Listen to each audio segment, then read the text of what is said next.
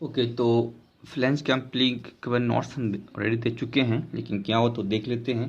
Flange कैम्पलिंग हम पहले भी डिस्कस किए थे कि ये दो शाफ्ट को, रोटेटिंग शाफ्ट को एंड कोएक्सियल शाफ्ट को हम लोग इसको जोड़ने में यूज़ करते हैं, जहाँ पावर में ट्रांसमिट करता है। और ये दो तरह का हो सकता है, प्रोटेक्टिव या अनप्रोटेक्टिव टाइप का। अनप्रोटेक्टिव, देखो ये अनप्रोटेक्टिव टाइप का फ्लैंज कैम्पलिंग है, इसमें सब कुछ सेम रहेगा। और ये हमारा प्रोटेक्टिव टाइप का है ये चीज़, ठीक नहीं, सब कुछ सेम है। सिर्फ डिफरेंस क्या है, डिफरेंस हमारा होगा कि यहाँ पे जो चीज़ है, यहाँ पे एक चीज़ निकला रहेगा, देखो यहाँ पे ये चीज़, ठीक है ना।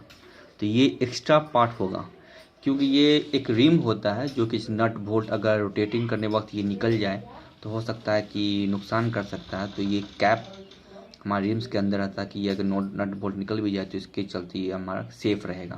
तो इसी नाम रखा गया प्रोटेक्टिव, प्रोटेक्ट करने वाला चीज़। डिज़ाइन लगभग सबका सेम ही रहेगा हमारा। तो ये एक फिगर हो गया है प्रोटेक्टिव टाइप का फ्लैंज कपलिंग। एक शाफ्ट है, ओके, यहाँ पे दो शाफ्ट हो गया है, दो शाफ्ट का इस्तेमाल किया जा रहा है। एक शाफ्ट का डायमीटर यहाँ पे से डी रिप्रेजेंट किया जा रहा है, और जिस हैंडबुक का इस्तेमाल करके हो सकता है उसका डायमीटर शाफ्ट का किसी और चीज़ रिप्रेजेंट किया जाएगा। ये यहाँ पे जो मेन कंपोनेंट वो कौन कौन देख लेते हैं। ये सबसे पहले एक शाफ्ट, पहला शाफ्ट से की याद रखोगे कि जो पावर ट्रांसफर कैसे कर रहा है, शाफ्ट और ये जो फ्लैंज है, ये फ्लैंज, इसको बोलते हैं फ्लैंज। ओके, इस पार्ट को फ्लैंज में बना रहता है हब, तो शाफ्ट से की से हब किसका हब, फ्लैंज के हब में, ठीक है ना। उसके बाद ये तुमको ये फ्लैंज, ये जो फ्लैंज हुआ ये हमारा पार्ट, ठीक है ना। तो इस पार्ट में हमारा पावर ट्रांसफर करता है। तो शाफ्ट से की से फ्लैंज, फ्लैंज से बोल्ट, ओके, ये नट बोल्ट हो गया बोल्ट। फिर बोल्ट से फिर इस फ्लैंज वाले में, फिर इस फ्लैंज में, फिर जो की है यहाँ, और फिर शाफ्ट। तो मैं पावर का ट्रांसमिशन इस तरह से, इस डायरेक्शन से होते हुए यहाँ में पावर ट्रांसमिट करता है मैं। तो इसका डिज़ाइन करना है मेरा। तो अगर इधर से हम देखेंगे तो इसमें 4 नट बोल्ट लगा हुआ है। ओके, ये शाफ्ट हो गया, ये शाफ्ट का डायमीटर हो गया, और ये हब हो गया, ये फ्लैंज हो गया। ओके, तो फ्लैंज का शेप कैसा है, फ्लैंज मेरा हॉलो शेप हो गया। फ्लैंज मेरा ये फ्लैंज है, मेरा फ्लैंज कैसा हॉलो और सॉलिड शाफ्ट हो गया, मेरा शाफ्ट सॉलिड शाफ्ट हो गया। इसका आउटसाइड डायमीटर को कैपिटल डी नोट्स दिखाया गया है। ओके, और यहाँ से लेके यहाँ तक के चीज़ को डायमीटर डी से रिप्रेजेंट किया गया, मतलब यहाँ से इस नट के बीच का डिस्टेंस को डी से रिप्रेजेंट किया गया है। ओके, उसके बाद तुमको जो ये जो टी है, टी हो गई थिकनेस ऑफ फ्लैंज माना गया है। ओके, थिकनेस ऑफ फ्लैंज माना गया है। यहाँ जो D1 है डायमीटर ऑफ बोल्ट माना गया है। ओके, यहाँ जो DH है वो डायमीटर ऑफ हब माना गया, मतलब फ्लैंज का हब हो गया मेरा। और फ्लैंज का जो इनसाइड डायमीटर है वो डायमीटर ऑफ शाफ्ट के बराबर होगा। तो ये डायमीटर ऑफ हब हो गया, तो ये DS रिप्रेजेंट किया जा रहा है। ओके, और यहाँ पे हो गया जो मेरा फ्लैंज का लेंथ हो गया, मतलब LH, मतलब फ्लैंज का लेंथ हो गया मेरा, ठीक ना। तो फ्लैंज ऑफ लेंथ मतलब जितना मेरा की ऑफ लेंथ है वही मेरा फ्लैंज ऑफ लेंथ भी हो जाएगा मेरा। इसके लिए हमको बहुत सारा इम्पेरिकल फार्मूला यूज़ करना है, ये ऑलरेडी बस इसी का फार्मूला यूज़ करना होगा। जैसे DH outside diameter of hub जो होगा वो तुमको 2 times of diameter of shaft होगा। लेंथ ऑफ जो लेंथ का की होगा, ओके, जो लेंथ ऑफ की होगा या लेंथ ऑफ हब होगा, वो जो मेरा थिकनेस वो 1.5 टाइम्स ऑफ डायमीटर होगा। Pitch circle diameter of bolt, मतलब यहाँ से लेके यहाँ तक का जो पीस सर्कल डायमीटर होता है वो हमारा कैपिटल D, जो 3 टाइम्स ऑफ D से दिखाएगा। थिकनेस ऑफ फ्लैंज, मतलब ये जो मेरा थिकनेस है T, ये मेरा 0.5D होगा। इसी तरह से मेरा प्रोटेक्टिव रिंग का जो थिकनेस है, जो ये जो मेरा थिकनेस है प्रोटेक्टिंग रिंग जो है, इसका थिकनेस T1, इसका वैल्यू 0.25D के बराबर होगा। तो आउटसाइड डायमीटर ऑफ जो फ्लैंज है मेरा वो तुमको ये आउटसाइड डायमीटर हो गया। और इसके अलावा जो मैं DR है डायमीटर ऑफ स्पाइगोट रेसेस, तुमको ये इसका जो डायमीटर वो बताया जा रहा है। तो ये हमारे कितना रिलेशनशिप है, लेकिन ये सभी का चीज़ वो डिपेंड कर रहा है मेरा डायमीटर पे, ठीक है।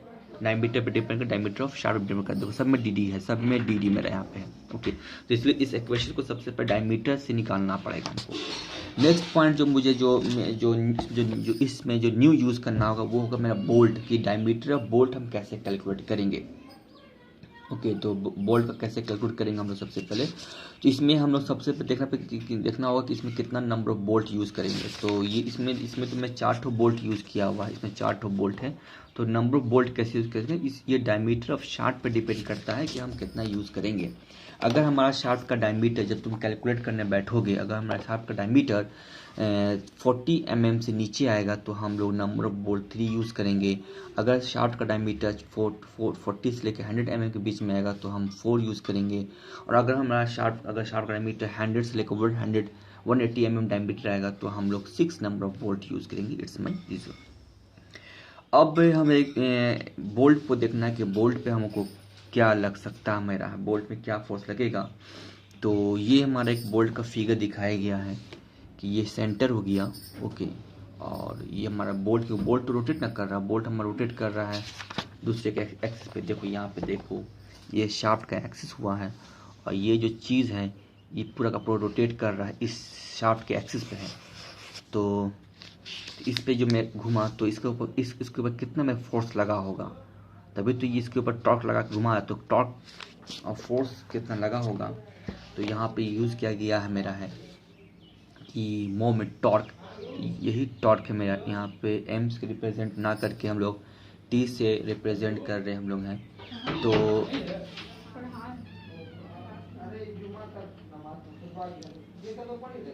तो टॉर्क यहाँ पे जो लगा हुआ मेरा है, यहाँ जो टॉर्क का यूज़ होगा यहाँ पे एम के जगह पर टॉर्क यूज़ किया है, तो T is equal to nothing but the force. यहाँ पे जिस बुक को हम फॉलो कर रहे हैं वो फोर्स को हम लोग पी से रिप्रेजेंट किया जा रहा है। तो don't worry, we can write T मतलब टॉर्क, पी का मतलब एफ मतलब फोर्स, इनटू d/2 मतलब आर। तो टॉर्क का फॉर्म होता है force into R, this is called the R. तो d/2 से मल्टीप्लाई कर दिया गया तो आर हो गया, इनटू एन का मतलब नंबर ऑफ बोल्ट, क्योंकि एक कितना टॉर्क लगेगा, तो एक बोल्ट के लिए एक हो गया, 2 बोल्ट के लिए 2 से मल्टीप्लाई। तो अगर हम एन नंबर ऑफ बोल्ट हम लेंगे तो हम लोग इसका यूज़ कर दिए ये चीज़। तो नाउ तो इसके बाद ये जो इक्वेशन हमारा जो बैठ गया है, दिस कॉल्ड द टॉर्क है। अब ये टॉर्क आने के बाद ये कैलकुलेशन पे कंप्लीट हो जाता है मेरा है। नाउ फाइनल इक्वेशन को भी ये चीज़ देखना है कि आखिर ये जो बोल्ट है वो बोल्ट में जो होगा इसमें कितना मेरा शेयर फोर्स, यहाँ पे जो फोर्स लगा इस फोर्स के चलते इसमें कितना शेयर फोर्स लगेगा, ओके। क्योंकि यहाँ पे तो बोल्ट है, तो बोल्ट हो सकता है मैं टूट जाए, क्योंकि यहाँ पे मेरा इस तरह से रोटेशन हो रहा है, इस तरह से रोटेशन हो रहा है, ये घूम रहा है। तो यहाँ पे मेरा जो फोर्स लगा रहा है पी, एफ या पी बोल सकते हैं, जो पी या एफ एक ही चीज़ है। तो ये जो बोल्ट जैसे ये बोल्ट है, ये बोल्ट है, तो यहाँ पे जब मैं फोर्स लगाएगा तो हो सकता है कि इसमें मेरा शेयरिंग पैदा हो सके। तो इसमें मेरा शेयरिंग हो तो बोल्ट को आधा आधा बांट सकता है मेरा, क्योंकि जैसे फॉर एग्जांपल ये मेरा एक बोल्ट है, इस तरह से मेरा बोल्ट लगा हुआ है, ओके। तो जब ये घूमेगा तो यहाँ पे जो फोर्स लगाएगा तो हो सकता है कि यहाँ से मैं टूट जाए, क्योंकि यहाँ पे देखोगे कि ये जो पार्ट है मेरा, ये चीज़ जिसके साथ हो सकता है कि इसको 2 भाग में बांट दे। तो इसमें शेयरिंग फोर्स कितना लगेगा, तो शेयरिंग फोर्स का फॉर्मूला होगा फोर्स बाय एरिया। तो एरिया होगा पी पाई बाई 4 डी का स्क्वायर हो गया। तो हम यहाँ से चाहेंगे तो हम यहाँ पे डायमीटर कैलकुलेट कर सकते हैं, ओके। अब यहाँ से आने के बाद अगर डायरेक्ट हम देखेंगे तो पी कहाँ से निकालोगे, तो पी तो मुझे पता नहीं, तो पी हम लोग यहाँ से निकालेंगे। टॉर्क मुझे पता होगा, टॉर्क कहाँ से निकालोगे कि जब घूमेगा तो मेरा टॉर्क पावर के टर्म्स से निकलेगा। तो कोई भी जो शाफ्ट होगा उसका पावर होगा, पावर का फॉर्मूला होगा मेरा P is equal to 2π/NT/60। तो इस हिसाब से मैं जब टॉर्क चलेगा तो मेरा पावर जनरेट होगा। तो टॉर्क को हम यहाँ से निकालेंगे, पावर दिया रहेगा, टॉर्क को यहाँ से निकालेंगे, इस टॉर्क को यूज़ करके यहाँ करके हम F को निकालेंगे। और जब F निकालेंगे तो इसी F को यहाँ पुट करेंगे तो हमारा शेयर स्ट्रेंथ से हम लोग चाहेंगे तो डायमीटर भी निकाल सकते हैं। तो ये मेरा एक बेसिक इक्वेशंस हो गया। इसी चीज़ में बस हमें एक फॉर्मूले को यूज़ करना है और हमें कैलकुलेशंस कंप्लीट कर लेना है, ओके। हम इसको करके दिखाते हैं कि ताकि क्लियर हो जाए मेरा, ओके। एक फ्लेंज कपलिंग एक का न्यूमेरिकल हुआ, ओके। सभी के क्वेश्चंस में तुमको दिया रहेगा कि क्या क्या करना क्या क्या नहीं करना। फॉर एग्जांपल अगर हम लोग कोई न्यूमेरिकल देख लेते हैं, ओके। हम इसी एक न्यूमेरिकल को देख लेते हैं, फ्लेंज कपलिंग का।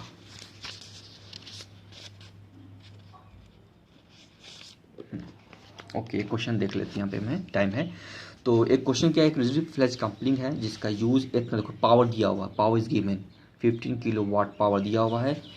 720 RPM में दिया हुआ है। तो इस पावर का इस्तेमाल करके क्या निकालेंगे, देखोगे सीधे पावर का इस करके हम लोग टॉर्क को निकाल देते हैं। टॉर्क ये निकल के मैं टॉर्क, ये में एम टी का एक टॉर्क का फॉर्मूला है। ओके, टॉर्क मतलब P is equal to 2πnt/60, power दिया हुआ है, n दिया हुआ 720, यहाँ से मैं T निकल गया, तो T निकल गया तो ये मेरा टॉर्क निकल गया।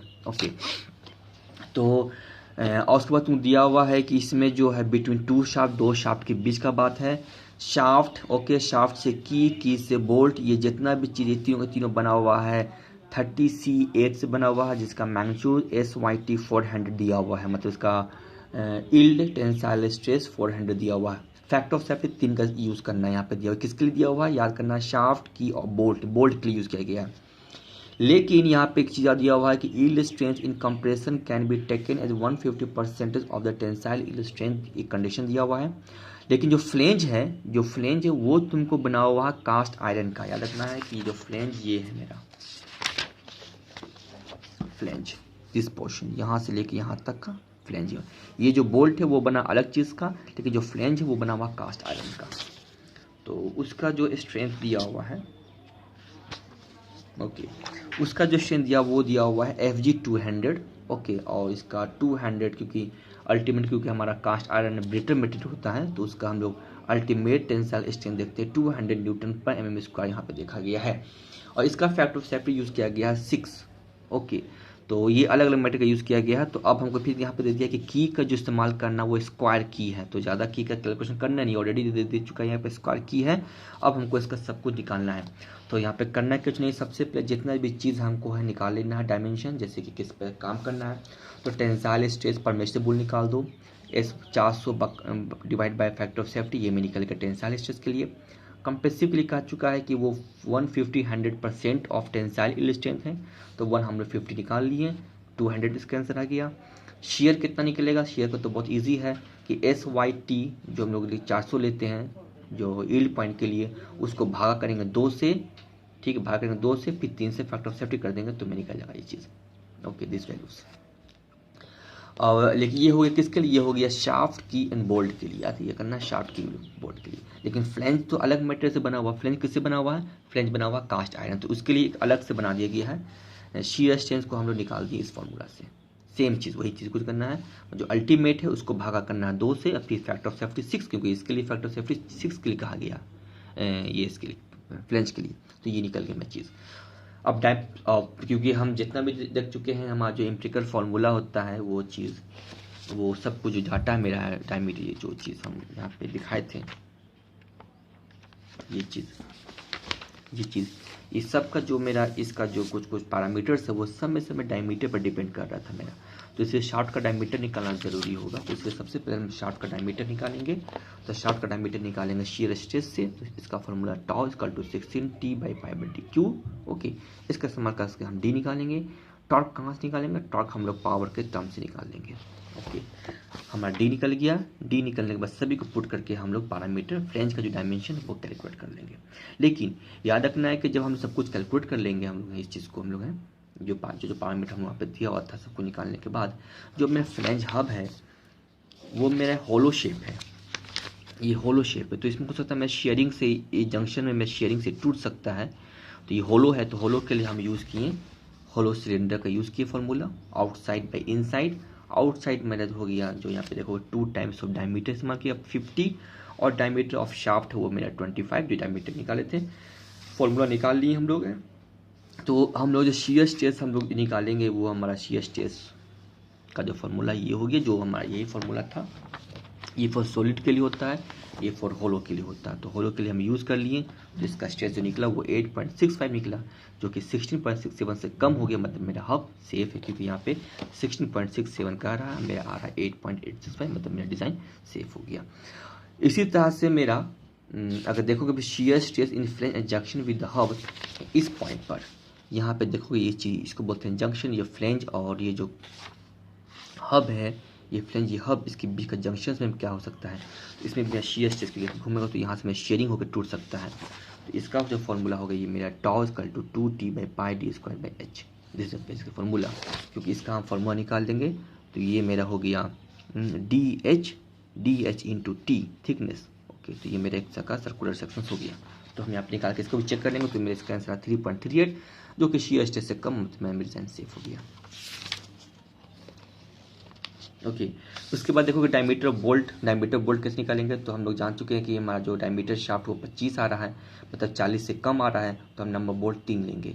एक कंडीशन बता चुके थे हम लोग हैं। अब हम लोग डायमीटर बोल्ट हम लोग इस फॉर्मूले से जो हमने ये जो फॉर्मूला निकाले थे, इस फॉर्मूले से हम डायमीटर शाफ्ट निकाल लेंगे। तो हम डायमीटर को कैलकुलेट कर लिए। ओके, तो सब कुछ दिया हुआ है मेरे पास, हम यूज़ करके हम इसको निकाल सकते हैं। नाउ अब इस चीज़ को तुम टर्म छोड़ सकते हो। उसके बाद डायमेंशन ऑफ की ऑलरेडी तुमको मालूम है कि स्क्वायर की है, तो BHD/4 होता है, जो हम की में बचा चुके थे, वो तुमको 7 हो गया। लेंथ ऑफ की कितना होगा? लेंथ ऑफ की तुमको 40 mm हो जाएगा। क्यों हो जाएगा मैं लेंथ ऑफ की? क्योंकि देखो यहाँ पे लेंथ ऑफ की जो मेरा है, जो LH है वो 1.5D है। यहाँ पे देखो ये जो मेरा चीज़ है, ये लेंथ ऑफ की बता रहा है, लेंथ ऑफ की, ये लेंथ ऑफ की है। इसका जो वैल्यू दिया हुआ वो तुमको दिया हुआ है 1.5D। तो हम 1.5D से मल्टीप्लाई कर देंगे तो ये मेरा तुमको निकल गया। अब तो चेक कर लेना क्या ये सच में की मेरा सही है कि नहीं है। तो ये जो डायमेंशन का यूज़ करके हम लोग हैं, जो की का जो मैं फॉर्मूला था 2 ठो, ये जो शेयरिंग स्ट्रेस, तो शेयरिंग के लिए हम यूज़ कर लेंगे। शेयरिंग के लिए हम यूज़ कर लिए, तो मेरा जो आंसर आ रहा है वो 1.33 दिस वैल्यू आ रहा है। ओके, तो ये जो मेरा वैल्यू आ रहा है, जो इसको सॉल्व करने पर आ रहा है मेरा,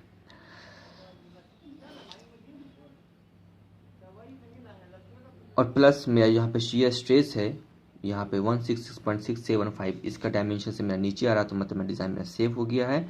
और उसके बाद फिर हम कंप्रेसिव भी चेक कर सकते हैं हम लोग हैं। कंप्रेसिव के चेक करने का भी फॉर्मूला में यही हो गया, तो हम चेक कर लेंगे तो हमारा डायमेंशन सेव हो गया। तो बस इसी चीज़ का क्वेश्चन करके हम लोग लिमिट में हम लोग देख सकते हैं कि हमारा डिज़ाइन सेफ है कि नहीं है। तो ये चीज़ को थोड़ा चेक कर लेना हम लोग को है कि इसका डिज़ाइन सेफ है कि नहीं है। तो बस तुम्हारा काम है ख़त्म हो जाएगा। ओके, इसका तुम्हें कुछ करने की ज़रूरत नहीं है।